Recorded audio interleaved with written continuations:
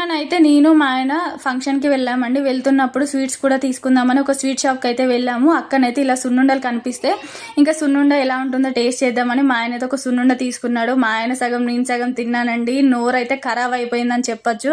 అంత వరస్ట్గా ఉంది సున్నుండ అయితే. అప్పుడు వెంటనే నేను చేసిన సున్నుండలు గుర్తుకొచ్చాయి.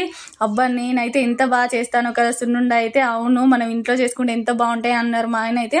నిజంగా చెప్తున్నానండి, మంచిగా చెయ్యాలి కానీ స్వీట్ షాప్లో కంటే మన ఇంట్లో చేసుకునే స్వీట్సే చాలా బాగుంటాయి.